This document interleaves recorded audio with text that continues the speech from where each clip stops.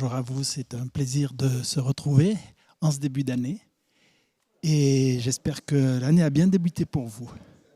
Vous voyez que nous avons un nouveau trimestre, un nouveau thème que nous allons commencer à découvrir. Et merci d'être encore avec nous nombreux ce matin. J'espère que vous pourrez bénéficier, participer. En face de moi, donc, Neil a accès au chat.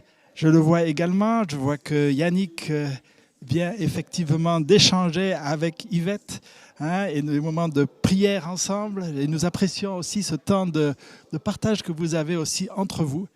Et je vous remercie aussi d'avoir accepté de participer. Vous connaissez donc Rodrigo, vous connaissez Frédéric et Neil. Voilà. Et donc, ils auront peut-être l'occasion aussi de dire un peu plus sur eux-mêmes quand on va parler de cette notion d'être gestionnaire. Gestionnaire de quoi? Qu'est-ce que cela veut dire? Peut-être, nous allons débuter par un temps de prière pour vous en particulier, les internautes, pour ce début d'année. Rodrigo, tu serais d'accord de prier pour les internautes en ce début d'année? Notre Dieu, notre Père, nous te remercions, Seigneur, pour ton amour à chacun de ces enfants. Merci pour ceux qui sont là, mais ceux qui sont derrière l'écran aussi, que ton esprit puisse les animer. Ceux qui sont malades, que ton esprit aussi puisse fortifier et guérir si c'est ta volonté. Soit avec ceux qui souffrent, que ton esprit puisse donner de la force pour continuer à marcher et persévérer jusqu'à la fin. Bénis cette étude-là, que ton esprit puisse nous animer à comprendre ta parole et à suivre ton chemin. Nous demandons ça au nom de Jésus-Christ. Amen. Amen. Amen. Merci beaucoup, Rodrigo. Alors, un nouveau thème, gestionnaire du maître jusqu'à son retour. D'abord, qu'est-ce que ça veut dire être gestionnaire? Beaucoup de choses, il y a énormément à dire. Je voudrais dire à nos internautes que ça fait un peu partie de la profession de Frédéric d'être gestionnaire. Il travaille, je ne sais pas si c'est un peu ça ton travail. Oui, je peux le dire. Je travaille dans une banque dans laquelle je travaille dans une équipe. Je dois organiser le travail de cette équipe. Et donc, c'est de la gestion, en fait. Et ça couvre énormément d'aspects. Ça couvre de l'anticipation. Il faut avoir une vision de ce qu'on souhaite faire et comment l'organiser. Donc, ça nécessite d'être organisé, d'être structuré, de savoir quelles ressources on a à notre disposition. Et on a tout un tas de ressources, en fait. On a des ressources financières, on a des ressources de temps qui sont limitées, on a des ressources humaines, c'est-à-dire qu'on a des hommes, et puis on a plein de choses qui sont exogènes, qui font pas partie de notre cercle, de notre organisation, puis qui sont autour de nous et qui peuvent nous impacter énormément. Ça peut être les intempéries, ça peut être une guerre, ça peut être énormément de choses. Et donc, être gestionnaire, ça veut dire être capable de prendre tous ces éléments en compte, les avoir en tête et de se dire comment est-ce que je vais faire pour que ce qui est sous ma responsabilité puisse être maintenu déjà. Ça, c'est le minimum. Que ça ne soit pas dégradé, mais que ça soit maintenu et que ça soit même amélioré, que ce soit développé. Donc, parce qu'on a des hommes autour de nous, des femmes, etc. Et c'est quand même le but ultime, parce que c'est bien joli les ressources, mais ce qui compte le plus, c'est les hommes en fait, dans des équipes, dans un travail et puis dans la vie autour de nous. Donc, comment faire pour que ceux qui sont autour de nous profitent au mieux de notre travail de gestionnaire pour qu'ils puissent se sentir bien, pour qu'ils puissent être confortables à la fois sur un plan physique, aussi sur un plan émotionnel, aussi sur un plan spirituel, sur tous les plans en fait. Donc être gestionnaire, c'est énormément de choses. Je m'arrête là parce que sinon je vais parler pendant une heure. Et c'est bien, on voit que tu es passionné par ce rôle de gestionnaire et puis je suis interpellé par le fait que même quand on travaille pour une banque, on n'est pas que gestionnaire d'argent. Ah exactement. Je pense que le métier de banquier est assez méconnu en fait. Le travail d'une banque, c'est extrêmement vaste et finalement la ressource la plus importante qu'on a dans une banque, c'est nos clients et deuxièmement, les personnes qui travaillent avec nous. Tout le reste, c'est important, mais c'est surtout les clients et les personnes. Donc, c'est l'humain, en fait, qui est le plus important. OK, merci. Mais déjà, une belle introduction pour le trimestre. Moi, je vous pose la question à tous les deux, Rodrigo et Anil. Gestionnaire du maître, avec un grand thème, majuscule. Qu'est-ce que ça veut dire pour vous? Comme ça a été dit, il il y a une idée de responsabilité, c'est-à-dire qu'on nous a confié quelque chose, des ressources, que ce soit humaines, financières ou notre corps aussi. On verra au travers de l'étude, notre corps, le temps qu'on a. Tout ça, c'est des choses que nous devons gérer, apprendre à utiliser au mieux. Lorsqu'on est gestionnaire, c'est qu'on a un but, c'est d'atteindre ou d'avoir un retour quelque part. Et donc, on pourra discuter de cela au travers de l'étude. Ok, merci de cette approche globale également. Et pour toi, Rodrigo? Ils ont déjà bien dit, rien à ajouter.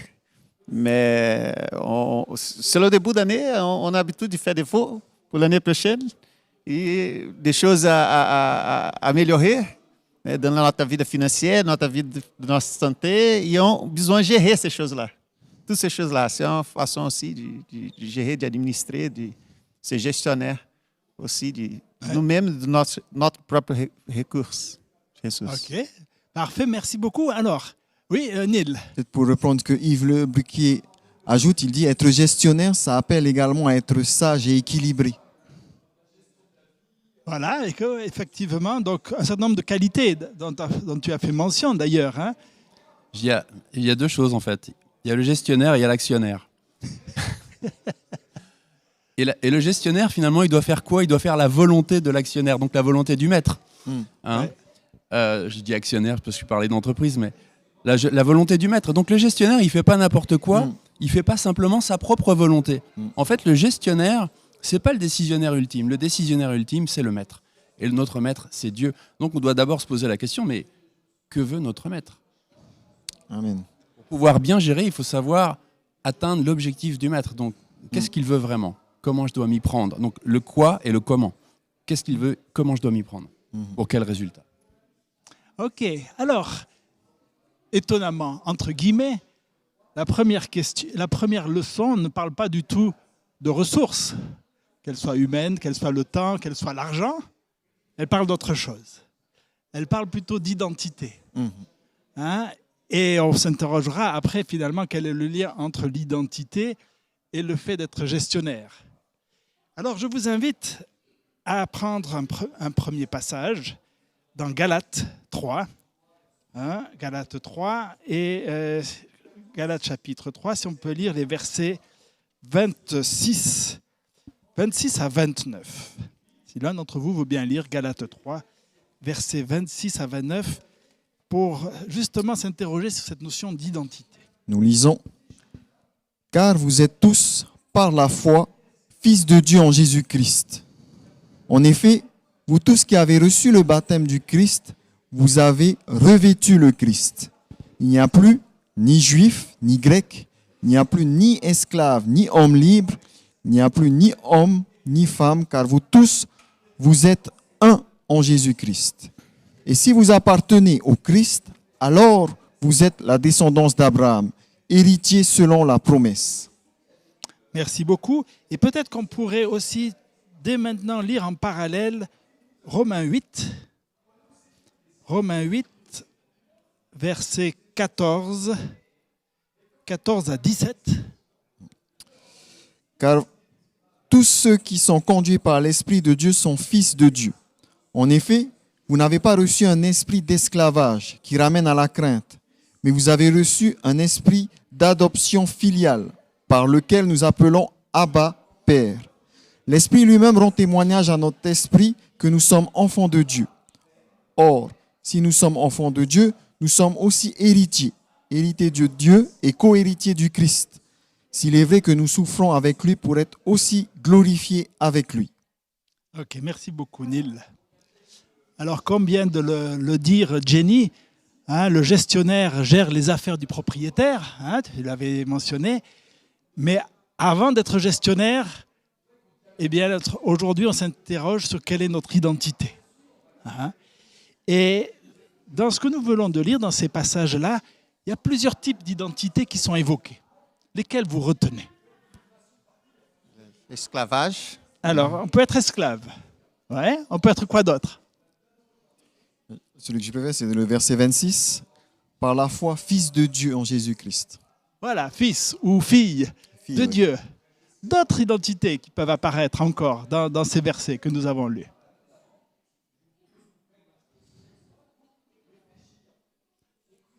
Hein, moi, je retiens au verset 28, hein, il y avait ceux qui étaient juifs, ceux qui étaient grecs, ceux qui étaient libres ou esclaves, les hommes, les femmes, Vous êtes un en Jésus-Christ.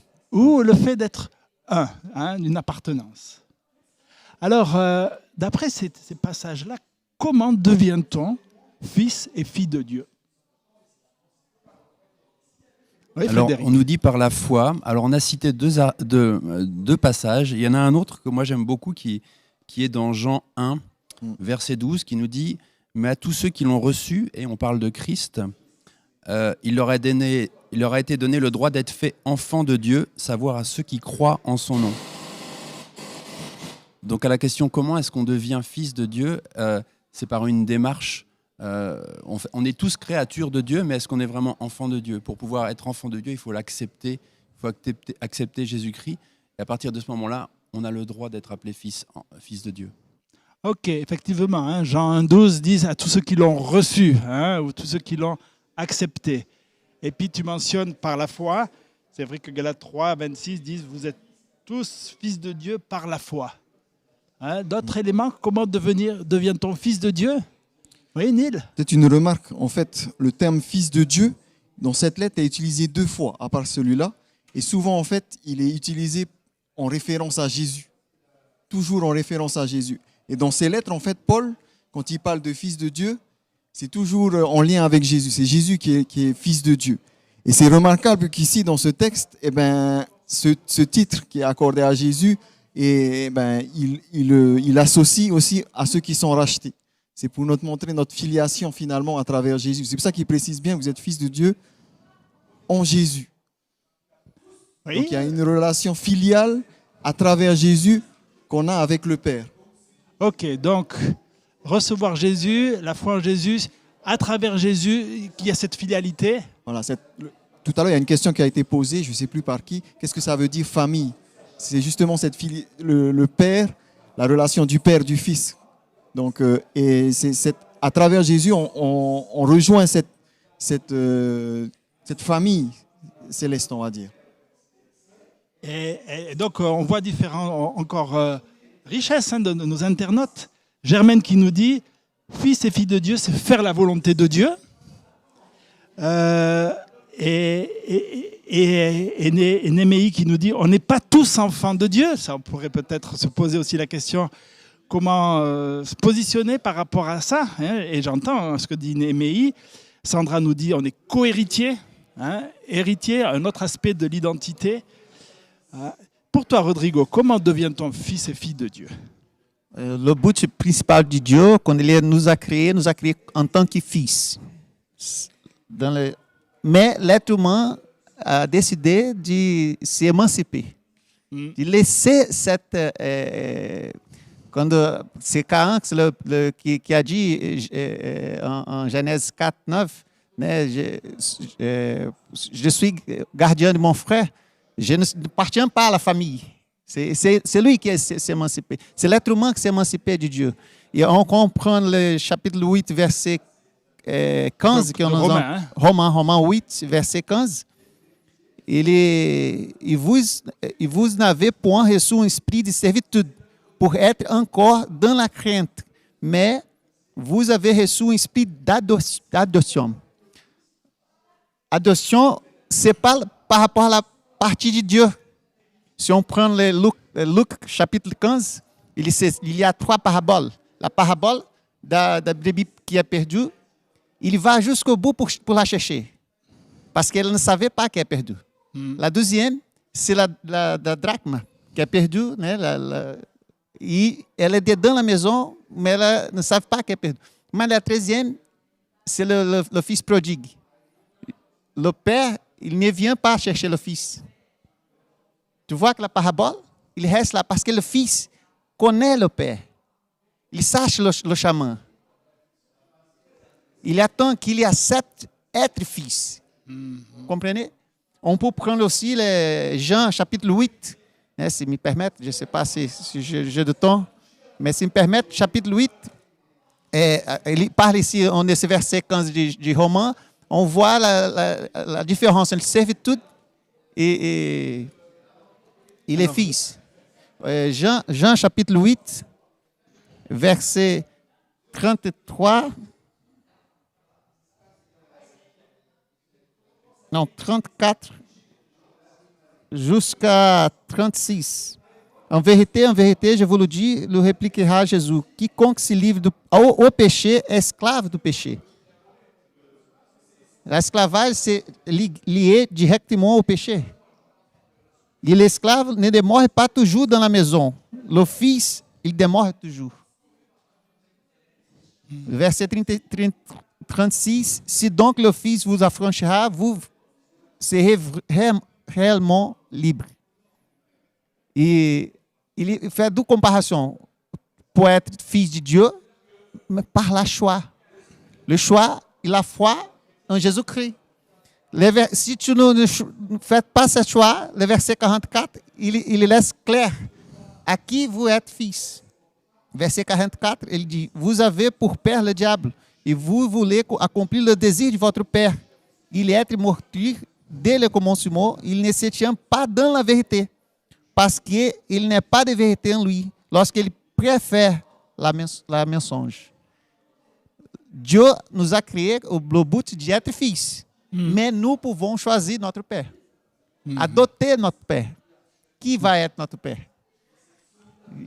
Merci beaucoup. Donc, dans ce que tu disais, il y avait cette notion qu'il y avait la démarche de Dieu par Jésus pour que nous puissions être fils, mais tu dis qu'il y a aussi la démarche de l'homme qui va reconnaître son statut d'être fils. Alors, j'ai vu que vous étiez prêts à lever les micros. Vas-y. Juste pour reprendre un peu certaines réactions de nos internautes, Germaine a dit « Fils et filles de Dieu égale faire la volonté de Dieu ». Boxel dit « Connaître le plan de Dieu fait de nous ses enfants ». Jenny, celui qui fait la volonté de Dieu, qui fait ce qu'il lui commande, devient fils de Dieu. Néhémie, on le devient par l'exercice de notre liberté et volonté de Dieu comme Père. Je veux juste apporter une précision. Je suis presque d'accord avec ce qu'ils disent dans le sens où, en fait, c'est quand on est fils et fille de Dieu qu'on exerce la volonté de Dieu. Mais c'est par la foi. C'est-à-dire que c'est qu'en acceptant, que Dieu nous accueille comme fils qu'on devient. C'est-à-dire que ce n'est pas lié, à ce que je vais faire, mais c'est lié à mon choix.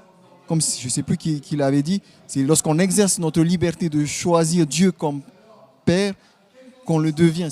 C'est pas lié en faisant plein de choses, c'est là que je vais mériter d'être le fils de Dieu. Non, Dieu désire qu'on soit tous ses enfants, mais il y a un choix à faire, comme ça a été dit. Voilà. Est-ce qu'on veut devenir? Il ne nous force pas. C'est vrai qu'il y a cette notion de choix, mais que ça fait écho à ce que justement Paul dit dans Galates 3, que ceux qui veulent une relation avec Dieu par des œuvres sont encore dans un statut d'esclave. Exactement. Et que c'est lorsqu'ils deviennent fils et qu'ils sont libérés par la foi qu'ils ont ce statut de fils et d'héritier. Oui, peut-être juste pour compléter, effectivement, on a parlé de Jésus, il faut accepter Jésus par la foi. Et il y a aussi l'Esprit qui nous guide. On a Romains 8, verset 14, qui nous dit « Car tous ceux qui sont conduits par l'Esprit de Dieu sont enfants de Dieu ». Donc, dans la notion d'être conduit, ça signifie aussi une notion de temps, de cheminement. On peut prendre une décision immédiate, mais du jour au lendemain, on peut finalement prendre une autre décision. Donc, ça nécessite de se laisser guider pendant tout au long de sa vie pour éviter de se laisser écarter du chemin. Oui, ça me touche que ce soit toi qui en parles. Tu as un cheminement de croyant d'une dizaine d'années, à peu près. C'est ça, oui. Et tu peux mesurer, après 10 ans, un cheminement accompli. Oui, il y a un cheminement, et puis il y a des hauts et des bas. Il y a des jours où on peut se dire « Oh là là, mais qu'est-ce que je fais ?» Et donc, il faut vraiment rester accroché à l'Esprit de Dieu qui nous guide pour pouvoir traverser des épreuves. On traverse des épreuves dans la vie, et donc la question se pose, c'est comment est-ce qu'on les traverse? Est-ce qu'on les traverse avec nos propres réflexions ou en se tournant vers Dieu, en se laissant guider par l'Esprit pour traverser ces épreuves? Ok, merci. Alors maintenant, il y a un autre mot qui apparaît dans ces deux passages, autant dans Romains 8 que dans Galates 3, c'est le mot adoption. On le voit, Romains 8, verset 15. Vous avez reçu un esprit d'adoption par lequel vous criez Abba Père. Et dans Galates 4, Dans Galates 4, verset 5, il est dit « Afin de racheter ceux qui étaient sous la loi pour que nous recevions l'adoption. » Qu'est-ce que ça évoque pour vous? Donc on est des enfants adoptés. Pourquoi? Qu'est-ce que ça veut dire? Qu'est-ce que Paul veut dire? C'est surtout lui qui utilise ce langage-là. Oui, vous êtes prêts? La notion d'adoption, elle est présente dans le sens où, en fait, il faut revenir à la Genèse. Dieu a choisi un peuple dans l'Ancien Testament, un peuple pour justement être une bénédiction pour les autres. Et c'est à travers donc ce peuple que les gens sont bénis, reçoivent la bénédiction avec Dieu. Et donc, pour Paul, en fait, quand il s'adresse aux Romains ou aux Galates, c'est dans le sens où il s'adresse à des gens qui se sont convertis, en fait, qui n'étaient pas forcément de la descendance d'Abraham. Il parle beaucoup de ça, que ce soit dans Galates ou dans Romains. Et il va dire que en fait, c'est une continuité, parce que souvent, on veut séparer l'Ancien Testament et le Nouveau. Mais Paul, il ne voit pas ça comme ça. Il voit que il y a une continuité, mais une ouverture encore. C'est-à-dire que, et c'est dans ce sens-là où finalement, on se rattache à la nation juive, parce que c'est à travers donc les chrétiens et cette foi en Jésus-Christ que s'accomplit ce qui avait été promis dans l'Ancien Testament. Et donc, on est adopté, on est greffé finalement à cette promesse d'Abraham. Donc, dans ce sens-là, il va dire qu'on est héritier d'Abraham. Donc, on devient des descendants d'Abraham. Okay, alors qu'on n'a pas de lien lié au sang. C'est dans ce sens-là. Oui, c'est ça. On est héritier avec Abraham, mais il y a eu un choix qui n'a pas été le nôtre, qui a été celui de Dieu. Et en faisant référence à ce lien avec Abraham, on peut le voir par exemple de Galates 3, verset 7. Reconnaissez-le, ceux qui ont la foi sont fils d'Abraham. Et donc, effectivement, c'est à travers l'accueil par la foi de ce que Dieu a choisi que l'on peut bénéficier de cette adoption. D'autres avis? Oui, Rodrigo, la notion d'adoption. Avant d'entrer dans l'adoption, je vais ouvrir une parenthèse par rapport à faire la volonté de Dieu, que l'internaute, parce qu'on prend le verset de Matthieu 7, 21, mais c'est lui qui fait la volonté de mon Père qui est dans le ciel. Mais si on prend la continuité, on ne va pas lire tout, vous pouvez lire chez vous, mais le verset 23, alors qu'il leur dira ouvertement, je ne vous jamais connu, retirez-vous de moi, vous qui commettez l'iniquité. Et Jésus parle à celui qui fait beaucoup de choses, de prophétise et fait beaucoup de choses, mais à la fin, le verset 23 dit celui qui jamais connu. Autrement dit, qu'est-ce que c'est faire la volonté de Dieu? Elle le connaît. É avoir cette amitié de fils avec son père, à chaque jour. Et cette relation d'amour. Quand tu ouvres la Bible, Dieu parle avec toi. Quand tu pries, tu parles avec Dieu. Et tu continues comme ça, tu parles avec les autres. C'est l'image de Dieu. Je parle avec Fred, c'est l'image de Jésus-Christ. Je parle avec Bernard. Et comme ça. Par rapport à l'adoption, l'Ancien Testament nous parle beaucoup sur la façon de, si la personne a une dette, elle devient esclave. Une fois qu'elle devient esclave, on peut voir ça en Matthieu 18, 25, c'est la parabole. 12e roi, 4 ans, qui parle de la femme qui a ses enfants qui, après son mari était mort, ses enfants en risque de devenir esclave, et elle appelle Élisée. Et on peut même créer une histoire que l'être humain, à cause de dette, il a laissé la maison de papa céleste et on avoir beaucoup de dettes. Et à cause de ça, l'être humain devient esclave. Esclave de notre ennemi, à cause de sa dette. Et Jésus-Christ est venu pour payer sa dette. Il est payé dans le calvaire. Il donnait le papier de l'adoption. Et donner ce papier à l'être humain. L'être humain fait le choix qu'il veut. De continuer à être esclave ou de sortir, être livre. Il y a même uma petite histoire qu'un esclave était en train de se vendre, quelqu'un en train de le vendre, cet esclave, et il a dit, je ne voulais plus travailler. Tu peux me acheter, mais je ne veux travailler pas. Je ne veux travailler pas.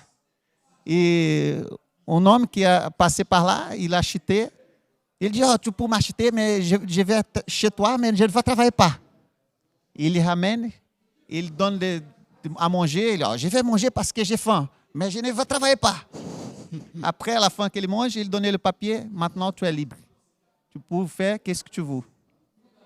Il commence à pleurer et il dit, maintenant, je vais travailler parce que je me sens chez moi. Je suis libre. Il prend la décision d'être esclave volontiers. Et c'est l'être humain qui doit faire ce choix d'être adopté ou pas pour le Père Céleste. Merci. Et parce que là, tu poses la question justement de quelle façon allons-nous servir Dieu ou être gestionnaire finalement, dans quel état d'esprit. Mais Jenny souligne quelque chose d'important. Elle dit, nous étions des enfants de Dieu par création, dans le sens, mais après on a été perdus en fait.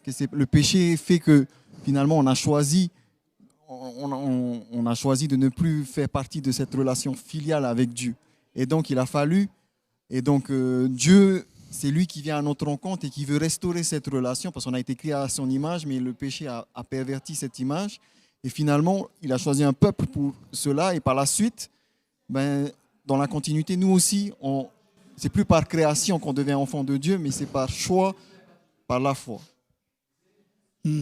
Effectivement, j'ai vu là, un commentaire de Bruno aussi qui disait on est enfant de Dieu par création, mais on devient fils de Dieu. Hein, et cette notion du choix d'adoption. Alors pour revenir à cette anecdote que tu as rapportée par rapport au fait d'être esclave ou libre, dans Romains 8, il est parlé de deux esprits. Romains 8, verset 15. Vous n'avez pas reçu un esprit de servitude pour être encore dans la crainte. Vous avez reçu un esprit d'adoption. Quelle est la différence entre vivre, voire être gestionnaire avec un esprit de servitude ou un esprit d'adoption? Peut-être je vais te poser la question à toi, Frédéric. Dans ton milieu professionnel, est-ce que tu peux voir ces deux types d'état d'esprit? Un état d'esprit servile et un état d'esprit de fils, en tout cas d'adoption, de ceux qui appartiennent. Oui, disons qu'il peut y avoir les gens qui viennent au bureau pour travailler parce qu'ils ont besoin de l'argent, mais finalement l'entreprise ne les intéresse pas plus que ça. L'objet de l'entreprise, l'intention, ce qu'elle veut faire et pourquoi elle le fait, ça les intéresse pas. Ils viennent juste pour faire leurs 40 heures de travail, prendre l'argent et rentrer chez eux, quoi. Et puis après, il y a d'autres personnes qui n'ont pas le même état d'esprit, qui viennent parce que finalement, ils aiment ce qu'ils font, ils aiment cette entreprise, les valeurs qu'elle porte. Parce que, par exemple, cette entreprise s'engage dans la soutenabilité, par exemple, ou parce qu'elle s'engage sur certaines actions humanitaires, ou parce que l'activité qu'elle porte, c'est une activité, je ne sais pas moi, pharmaceutique, et ils peuvent se dire, je vais soigner des gens, je ne viens pas là juste pour gagner de l'argent, je viens là parce que mon travail sert à faire fabriquer des médicaments pour sauver des vies. Voilà. Donc c'est comme c'est l'histoire qu'on raconte, c'est quelqu'un qui vient et qui interviewe quelqu'un. C'est quoi ton métier? Ah ben moi je suis maçon, je pose des pierres. Et puis le deuxième il me dit ah ben moi je construis une cathédrale. Donc voilà, c'est l'intention en fait qu'on a derrière qui fait que la question qu'on se pose, c'est est-ce que je mets tout mon cœur dans ce que je fais ou est-ce que je le mets pas en fait? Ok, merci beaucoup. Paul ici il souligne deux types de relations. La relation maître-serviteur ou esclave et la relation père-enfant. C'est deux types de relations un peu différents. La relation qu'on a au travail ou quoi, il dit que ce n'est pas cette relation-là que Dieu cherche où il est notre patron et nous, on est ses esclaves. Ce n'est pas cette relation-là, c'est la relation vraiment filiale, familiale où Dieu est notre père et nous sommes ses enfants. Et ça change tout en fait quand on ne fait plus les choses pour les mêmes raisons. Parce qu'il y a un lien qui nous unit, qui est plus fort que celui du maître et serviteur, c'est celui de parents, de papa et d'enfants. Et c'est dans cette relation qui veut nous conduire, pas dans un truc où Dieu est notre patron et on doit seulement l'obéir. Non, il y a une relation vraiment filiale qu'on doit entretenir, comme dans toute famille, qui est différente. Et dans le texte de Romains 8, 4, 15, il est dit « Pas un esprit de servitude pour être encore dans la crainte. » Effectivement, je pense que ça m'évoque, moi, le serviteur qui avait un seul talent. Lui, il était dans une attitude servile, dans la crainte. Et je pense qu'on peut imaginer que même dans le milieu professionnel, mais aussi le milieu de l'Église, si on est dans la crainte servile, on ne va pas prendre de risques. On va juste faire le minimum pour pas qu'il y ait de problème. Mais on voit que ça ne peut pas fonctionner. Effectivement. Peut-être, il y a une question que Néhémie pose, ça fait beaucoup, à plusieurs reprises qu'elle pose. J'ai du mal un peu à avoir le lien avec la leçon, mais je vais quand même la poser.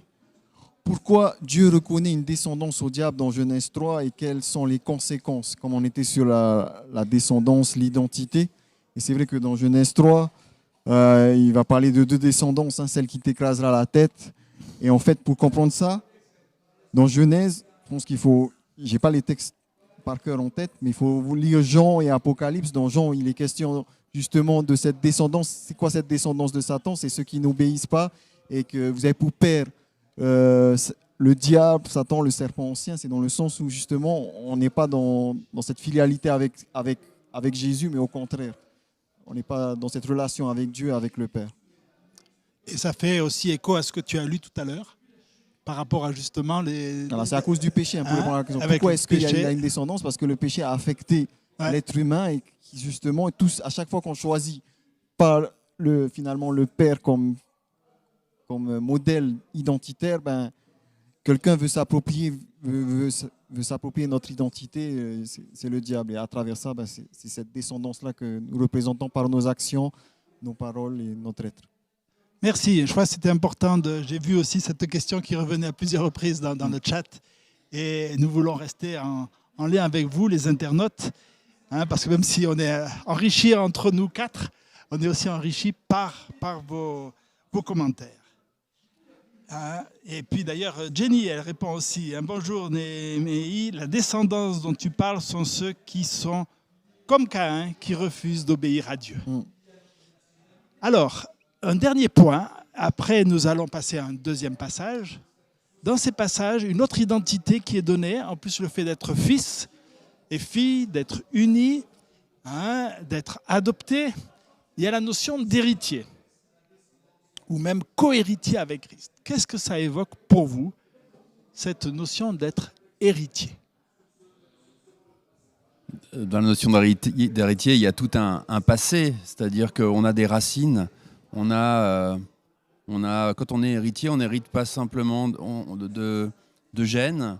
Donc moi, je suis blanc, et puis donc on hérite de quelque chose. C'est-à-dire qu'on a dans notre constitution, dans tout ce qui nous construit en fait, que ce soit physiquement ou que ce soit mentalement, on absorbe en fait toute cette tradition et tous les enseignements que veulent nous donner nos parents, nos ancêtres. Et tout ça, ça fait partie de nous, ça fait partie de nos pensées, de nos arrière-pensées, de notre inconscient. Et donc, ça nous influence, en fait. Donc, l'héritage, c'est tout ce qui nous influence. Donc, l'héritage, ce n'est pas quelque chose de matériel. En tout cas, tu n'insistes pas là-dessus. C'est la transmission de valeurs, de façon de penser. Par exemple, moi, je m'intéresse à la généalogie, par exemple. Et ce qui est intéressant, par exemple, quand on remonte un peu son arbre généalogique, c'est de se dire « Ah tiens, mon ancêtre, il était cultivateur. Donc finalement, ou il était, je sais pas, mécanicien ou quoi. Et il habitait dans telle région. Et donc finalement, tout ça, ça nous... Alors, moi, si c'est mon arrière-grand-père, finalement, on peut se dire ça va pas jouer grand-chose. Mais tout ça, ça a construit mes arrière-grands-parents, puis in fine, mes parents. Et tout ça, ça contribue à me construire. Ok, et donc ce lien avec des origines aussi, c'est un élément très fort. D'autres éléments pour vous, Neil et Rodrigo, être héritier ou co-héritier avec Christ? En tout cas, dans l'Ancien Testament, c'était lié à la terre d'Israël, c'était lié au pays promis, à la promesse faite à Abraham. Mais quand on regarde dans Pierre, en fait, il comprend l'héritage comme... Alors, 1 Pierre 1, verset 4. Oui, 1 Pierre 1, verset 4 et 5, je lis. À partir du verset... Je vais lire à partir du verset 3. Béni soit le Dieu et Père de notre Seigneur Jésus-Christ, qui, selon sa grande compassion, nous a fait naître de nouveau par la résurrection de Jésus-Christ d'entre les morts, pour une espérance vivante, pour un héritage impérissable, sans souillure, inaltérable, qui vous est réservé dans les cieux, à vous qui êtes gardés par la puissance au moyen de la foi, pour un salut prêt à être révélé dans les derniers temps. Autrement dit, comme ça a été dit, ça va plus loin. Même si il y a une dimension de terre promise dans le ciel, ça va beaucoup plus loin parce que là, c'est l'espérance en fait dans les temps, dans la fin des temps. Et c'est lié, quand on lit impérissable, sans souillure, inaltérable, on pense à la vie éternelle en fait. C'est l'héritage qui est promise à nous aujourd'hui. Quelque chose qui n'aura plus de fin. Ok, donc pour Frédéric, il a insisté sur la notion comment le passé arrive à notre présent, à notre identité d'aujourd'hui. Et toi, tu dis, mais dans l'héritage, il y a aussi ce qui est promis, ce qui nous attend. Toi, Rodrigo, la notion d'héritage. Oui, c'est tout ça. C'est le passé, d'où nous venons, né? Quelle est notre origine, mais aussi o que nous sommes, c'est le moment, le présent et le futur, où nous allons. Né? Et Jean 14, 1 à 3, Jésus est en train de préparer les maisons pour que nous puissions habiter avec lui. Aussi, il y a un héritage matériel aussi. Né? La vie éternelle, c'est un héritage matériel aussi. Mais plus que ça, c'est cette relation que j'ai parlé tout à l'heure sur la relation avec Dieu. Cette relation qui va perpétuer pour l'éternité. Mais nous devons avoir cette relation quand? Paulo nous dit, aujourd'hui c'est le jour du salut. Aujourd'hui c'est le moment de cette relation. Et nous pouvons avoir un petit morceau de ciel ici et maintenant. Comment? Tous les jours avoir cette relation avec Jésus-Christ. Merci. Et c'est vrai que la semaine passée, c'était donc sur les nouveaux cieux, nouvelle terre. Et quand j'ai demandé aux personnes qui étaient là, tu étais présent d'ailleurs, qu'est-ce qui nous attirait le plus par rapport à cet héritage-là? C'était surtout d'être en relation avec Dieu, plus que la cité d'or et les pierres précieuses. Et Sandra nous dit, pour moi, la notion d'être co-héritier, c'est être au niveau de Christ et le ressembler le ressembler, c'est marcher comme lui. Donc, effectivement. Et puis, Germaine nous recite Romains 8, 17. Si nous sommes enfants, nous sommes aussi héritiers de Dieu et co-héritiers de Christ. Mais elle cite la suite, qui est aussi importante. Si toutefois nous souffrons avec lui, afin d'être glorifiés avec lui. Donc, dans la notion d'héritage et d'être co-héritier avec Christ, il y a aussi la notion de souffrir avec Jésus ou comme Jésus. Et sommes-nous prêts à cela? Alors, une question pratique. Participant de la famille de Dieu, c'est le titre cette semaine. Qu'est-ce que ça va changer dans notre vécu déjà dans une église? Qu'elle soit physique, comme ici à Collonges, ou même en partie virtuelle, mais quand même bien réelle, à travers Internet. Qu'est-ce que ça change, le fait de savoir qu'on est participant de la famille de Dieu? Dieu nous a donné tout, depuis le début, mais aussi nous racheter en Jésus-Christ, à travers sa mort. Il nous demande rien plus que tout aussi. On voit ça en Deutéronome 6, 5, né? Qu'on chantait à bientôt. Et aussi en Marc 12, 30, né? Qui parle aimerais ton Dieu de tout ton cœur, toute ton âme et toute ta force. Les Deutéronomes. Mais en Marc, il met un petit autre mot. C'est toute ton pensée. C'est cette pensée-là qui est la façon qui va gérer votre vie et va faire l'action. C'est o être entier qui appartient à Dieu. Et c'est là que vous doit donner à Jésus-Christ. À chaque jour, à chaque moment, à chaque action que tu fais, doit être lié à ce Dieu-là. Et cette relation de père-enfant, enfant-père, qui va changer la relation avec les autres aussi. Mhm. La façon comme tu vois Dieu, tu vois les autres êtres humains. Ok, donc ça va changer notre relation à Dieu, de savoir qu'on appartient à sa famille, c'est une relation de fils, de fille, et après la relation avec les autres. Frédéric. Oui, alors quand on parle de famille, jusqu'à maintenant, on a parlé de quoi? On a parlé de nous-mêmes, un individu isolé. Après, on a parlé de la relation avec le Père, donc une relation bilatérale. Là-dedans, il n'y a que 2 personnes en fait. Et dans la famille, il y a énormément plus de personnes. Donc la famille, c'est tout un ensemble, c'est 50, 100 personnes. Et sur notre Terre, on va dire quelques milliards. Et ça change complètement la dimension des choses parce que seul, on fait des choses, à 2, on fait des choses, mais dans un groupe beaucoup plus grand, on fait encore plus de choses. Donc dans une famille, il y a toute une richesse parce qu'on est tous différents. Il y a surtout beaucoup une capacité d'aide, d'entraide et donc de soutien. Effectivement, mon Père, Dieu, va nous aider. Et il nous aide, il nous aime, il fait tout ce qui est nécessaire pour nous. Mais on n'est pas seul non plus. Autour de nous, il y a des tas de gens, il y a notre famille. Et cette notion d'entraide, d'écoute, de soutien, de réflexion ensemble, de croissance ensemble, croissance dans tout un tas de domaines, c'est quelque chose d'important. Donc on ne vit pas isolé, on vit vraiment avec... Dieu il nous donne cette chose extraordinaire qui est de se dire on est vraiment entouré et on ne peut jamais se sentir abandonné en fait, d'aucune façon. On est entouré, on n'est pas abandonné. Effectivement, dans la prière de Jésus, ce n'est pas mon Père qui est aux cieux, c'est notre Père qui est aux cieux. Oui. Pour illustrer en fait, qu'est-ce que ça veut dire être participant de la nature de Dieu, quand on nous dit qu'on est participant de la nature de Dieu, il y a une histoire qui me vient à l'esprit, c'est celui d'un enfant en fait, qui va avoir pour projet de construire un petit bateau qu'il va vouloir mettre sur le lac. Il commence à le construire et il est content parce qu'il a créé quelque chose et ça lui appartient. Mais voilà, le bateau, à un moment donné, sur le lac, il va se perdre. Et finalement, l'enfant va retrouver plus tard le bateau où dans un petit magasin. Quand il va le voir, il va vouloir le récupérer, mais il ne peut pas. Il va devoir donc le racheter. Donc il va tout donner, tout ce qu'il a pour pouvoir racheter ce bateau. Et quand il a ce bateau, il est encore plus heureux. Pourquoi? Parce qu'il va dire, ce petit bateau, il était à moi déjà, mais maintenant il est doublement à moi. Et là où ça change en fait, c'est quand on comprend que ce petit bateau, quelque part, ça nous représente.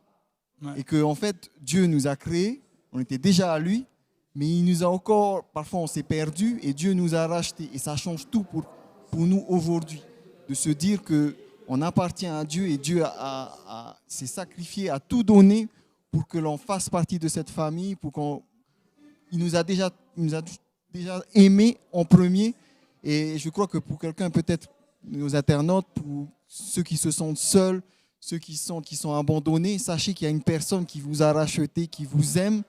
Et ça ne dépend pas de là où vous êtes, de la situation où vous êtes. Dieu vous a racheté pour que vous soyez son enfant. Maintenant, c'est à vous d'accepter de faire partie de cette famille. Voilà, et je pense, merci de mentionner les internautes. Ça me paraît important peut-être que vous êtes seul là où vous êtes, mais vous appartenez à une famille. Et alors, par Internet, c'est compliqué de vivre. Hein. Moi, j'étais touché ce matin dans une église en présentiel. Je voyais deux hommes qui parlaient avec beaucoup de complicité. Ils étaient de cultures très différentes. Il y avait une génération d'écart entre deux et on sentait une fraternité. Et donc, vous, les internautes, vous apportez tous à une famille, la famille de Dieu. Hein, et vous pouvez aussi l'éprouver si vous venez nous retrouver le soir à 17h pour LDS+. C'est aussi une façon de vivre cette notion de famille.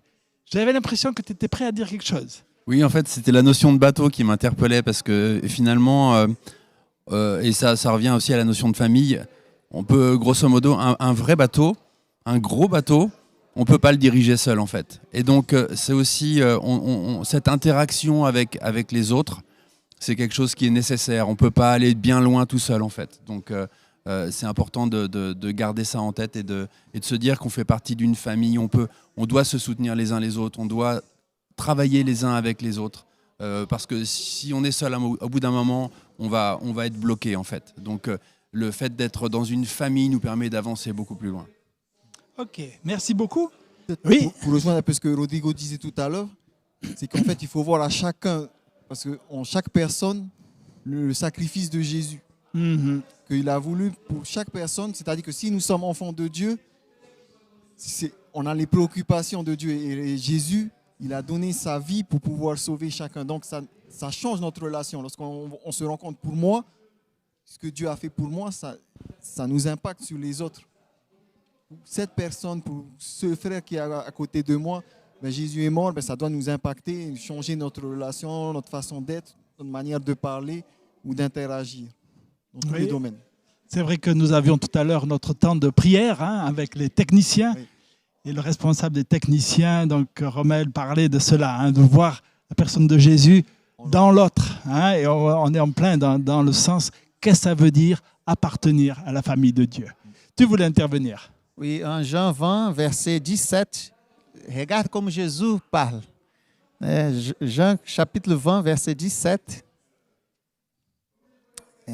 Jésus lui dit, Jean chapitre 20, verset 17, Jésus lui dit, ne me touche pas, car je ne suis pas encore monté vers mon Père, mais va retrouver mes frères. Et dis-le que je monte vers mon Père et votre Père. Cette relation de Jésus-Christ, ele fait essa pont, essa liaison entre lui et Dieu, et lui et nous. Nous sommes son frère. Et en 1er Jean, chapitre 4, verset 20, Jean aussi, ele dit, si quelqu'un a dit, j'aime Dieu, et qui est son frère, c'est un menteur. Car celui qui n'aime pas son frère qu'il voit, comment peut-il aimer Dieu qu'il ne voit pas?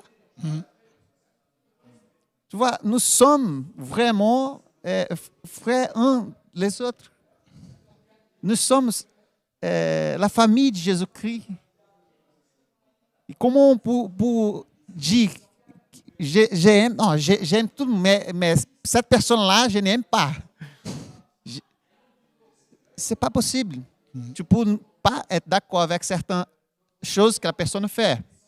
Ça même, Dieu n'est pas d'accord avec certaines choses que l'être humain fait. Avec la guerre, avec les choses, Dieu n'est pas d'accord. Mais il aime quand même. L'amour dépasse même les actions des personnes. Alors, moi, je suis sensible à certains commentaires que vous avez, vous les internautes. Merci pour ce que tu dis, justement, de cet amour. Alors, Germaine nous dit, justement, famille de Dieu, je vous aime Collonges. Et on vous aime aussi, vous, Germaine. Et puis, Néméie dit, mais pourquoi autant d'isolement au sein de notre mouvement qui nous représente comme une famille? Et qu'est-ce qu'on pourrait dire, justement, à une personne parmi nous qui ressent de l'isolement? On le voit aussi d'ailleurs dans des familles, on va dire, humaines, terrestres. Des personnes qui se sentent décalées par rapport à la famille. Qu'est-ce qu'on peut dire pour aider ces personnes qui se sentent comme ça, isolées, en décalage vis-à-vis de la famille? Je relais cette question à une question qui avait été posée par, je ne sais plus par qui. C'était lié au... Qu'est-ce que ça voulait dire souffrir avec le Christ? Je pense un peu à Jésus, qui s'est senti seul à un moment donné, même au sein de sa famille, avec ses frères et sœurs, les disciples. Au moment le plus critique, il s'est senti seul. Parce qu'il voulait que ses disciples soient avec lui dans la prière. Et qu'est-ce qui se passe? Il s'endorme et il est tout seul. Mais pourtant, il s'est appuyé sur Dieu à ce moment-là. C'est-à-dire que même nous, tout à l'heure, on avait lu un passage qui disait, je vais reprendre le passage, souffrez comme le Christ. C'était dans, je ne sais plus si c'est dans Galates.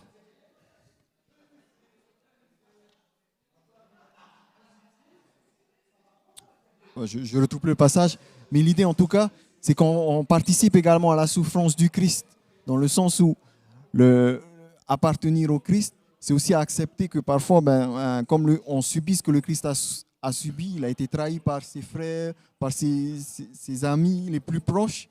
Pourtant, il a su compter sur Dieu. Il a su compter sur Dieu, il a continué à prier, il a même demandé au Père s'il était possible, mais il s'est soumis véritablement à Dieu. Et l'exemple du Christ, et l'avantage qu'on a par rapport à Christ, c'est que nous, on a le Christ, on a le Saint-Esprit qui peut nous accompagner dans ces moments où on peut se sentir seul. Ok, donc tu nous dis, on ne doit pas trop s'en étonner. Enfin, c'est dommage, c'est regrettable, mais c'est arrivé à Jésus et que, effectivement, être dans une famille, qu'elle soit terrestre, qu'elle soit spirituelle, dans une église, eh bien, il peut y avoir des moments difficiles. Frédéric ? Oui, et si on reprend cet exemple de Jésus, qu'est-ce qu'il a fait? C'est Jésus qui se sentait, qui avait besoin. Et qu'est-ce qu'il a fait? Il n'a pas attendu que les autres viennent vers lui. Il est allé vers les autres. Donc ça, c'est difficile en fait. Ce que je dis, ça demande un effort en fait aussi. D'aller vers les autres, parce que les autres peuvent avoir une vie mouvementée. Ils sont parents, ils ont des enfants, ils ont plein d'obligations, ce genre de choses. Donc c'est vrai qu'on vit des vies à 100 à l'heure. Donc c'est difficile, mais je pense qu'il faut aller vers les autres quand on a aussi un besoin. On peut se sentir découragé de le faire, mais il faut continuer. Donc tu nous dis, même s'il y a eu des blessures, parce que souvent, ça peut être cela qui fait que l'on se sente décalé, isolé, de pouvoir aller. C'est difficile parce que des fois, il faut pardonner à des personnes qu'on n'arrive plus avec lesquelles on n'arrive plus à parler. Il faut pardonner, soit à l'église d'ailleurs aussi. Mais je pense qu'il faut faire une démarche, il faut aller de l'avant. Merci. Et pour toi, Rodrigo? Oui, je vais prendre une image, parce que cette chose-là qu'ils ont dit m'a souvenu une histoire que une personne m'a dit que l'église, c'est comme une nuit d'hiver très froide où chacun c'est des porc-épines. Tu prends cette image-là. Donc, une nuit d'hiver où chacun est un porc-épic. Porc-épines, qui quand tu t'approches, il pique un les autres. Ah, c'est porc-épine. Oui, c'est ça, porc-épic ou hérisson. Là, oui. Hérisson. Donc, dans une nuit très froide. Une nuit très froide. Chacun de nous a le choix. On reste ensemble, en train de se piquer, supporter la douleur, aussi loin et mort froide. Tu vois, c'est ça l'image. C'est pas facile de vivre l'un avec les autres. Nous avons des différences. Parfois, je blesse un, l'autre, même si je ne veux pas blesser, je blesse. Je blesse parfois mon épouse, mes enfants, c'est normal. On blesse avec notre parole, avec notre action, mais nous devons accepter cette douleur, cette souffrance, et être ensemble pour être chaud, pour nous chauffer uns les autres. On peut prendre l'image de bateau aussi, d'arc de Noé. Si Noé et sa famille décident, c'est très compliqué de vivre ici, il y a beaucoup d'odeurs, de caca des animaux, je vais pour les dehors du bateau. C'est ça, l'être humain doit supporter un petit peu la douleur, souffrir, parce que Jésus-Christ a souffert beaucoup plus que nous. Il nous a enseigné le chemin pour suivre. Donc tous les deux, vous nous invitez à rester proches les uns des autres, même si des fois il y a des mauvaises odeurs, comme dans l'arche de Noé. Pour appuyer ça, moi, il y a l'exemple qu'un collègue m'avait donné, celui du blé et de l'ivraie. Normalement, dans la parabole que Jésus a donnée, il y a le blé et l'ivraie. On peut penser qu'il faut enlever l'ivraie. Et c'est un agriculteur, c'est un ami qui m'a dit, en fait, c'est important qu'il ait les deux quelque part, parce que en fait, l'ivraie permet quelque part au blé aussi de se nourrir. C'est-à-dire qu'ensemble, la croissance est possible. Et ça me fait penser au fait que nous, on a besoin également de construire notre caractère, notre être, et parfois la patience que nous devons exercer sur les personnes qui peut être, comment on peut dire, notre caractère, le fruit de l'esprit ne peut naître que finalement parfois dans la souffrance. C'est dans la souffrance qu'on apprend la patience, qu'on apprend vraiment à aimer, parce que Jésus va dire, c'est facile d'aimer quelqu'un qui vous aime, mais l'amour, c'est en toutes circonstances. Tu vas aimer même ton ennemi. Et ça, c'est possible que justement dans des contextes. Donc, il faut voir ça comme une opportunité. C'est difficile, c'est facile à dire comme ça, comme l'a souligné quelques-uns. Mais à travers ces expériences, quand on arrive à les surmonter, on en grandit plus. Et c'est notre caractère. Paul, quand il va parler de ça, il va dire c'est à travers votre bonté que les autres, que vous serez connus, alors que les autres seront mauvais. Et c'est comme ça qu'on peut grandir avec ces valeurs, en mettant en valeur justement notre filiation à Dieu et cet amour inconditionnel. Merci beaucoup. Nous allons devoir clôturer. J'ai une pensée pour certains internautes. Je vois par exemple Régmont qui nous dit « Je suis veuf ». Et parfois la solitude est présente et pèse beaucoup. Est-ce que, Neil, tu accepterais de prier pour nos internautes, pour ceux en particulier qui, même sachant qu'ils appartiennent à une famille, se sentent seuls? Seigneur notre Dieu, notre bon et tendre Père Céleste, nous te remercions encore ce matin de nous rappeler que nous sommes des créatures, que tu nous as créées, que tu nous as aussi, Seigneur, rachetés, que nous sommes maintenant, nous qui avons accepté, nous qui t'acceptons, Seigneur, comme notre Père, nous faisons partie de cette famille. Et en tant que famille, Seigneur, nous voulons penser et nous voulons prier, Seigneur, pour tous ceux et celles qui n'ont pas encore fait ce choix d'appartenir à cette belle famille que nous formons. Cette famille, Seigneur, qui n'est peut-être pas idéale parfois, mais qui, en relation avec toi, s'améliore. Et nous voulons, Seigneur, que tu puisses aider chacun à pouvoir t'accepter, Seigneur, comme leur Père. Seigneur, certains, nous avons vu, internautes ont soulevé, Seigneur, leurs soucis, leurs préoccupations vis-à-vis de leurs enfants, vis-à-vis, Seigneur, des maladies ou quoi que ce soit d'autre. Nous voulons, Seigneur, les remettre entre tes mains pour que tu puisses les accompagner, que tu puisses mettre sur leur chemin, Seigneur, des frères et des sœurs qui sauront les encourager, donner ce dont ils ont besoin de manière pratique. Mais nous aussi, Seigneur, que tu puisses nous utiliser là où nous sommes. Durant cette semaine, utilise-nous pour que nous aussi, dans les rencontres que nous allons faire, nous puissions grandir et vraiment révéler le caractère, cette filiation que nous avons avec toi, cet amour inconditionnel dans la pratique, dans nos gestes, dans nos propos, dans nos paroles. Pardonne-nous si par le passé, nous avons mal agi et fais en sorte, Seigneur, que nous puissions dès à présent être conscients des occasions que tu nous donnes de pouvoir vraiment montrer au monde qui tu es et qui nous sommes. Nous te demandons, Seigneur, toutes ces grâces au nom et pour l'amour de Jésus, notre bien-aimé Sauveur, qui revient bientôt. Amen. Amen. Merci beaucoup. Merci beaucoup pour les échanges que nous avons pu avoir. J'invite les internautes qui le souhaitent à nous rejoindre à 17h. Donc, vous avez sur l'écran, effectivement, le code qui apparaît pour vous connecter sur Zoom. Bon sabbat à vous tous.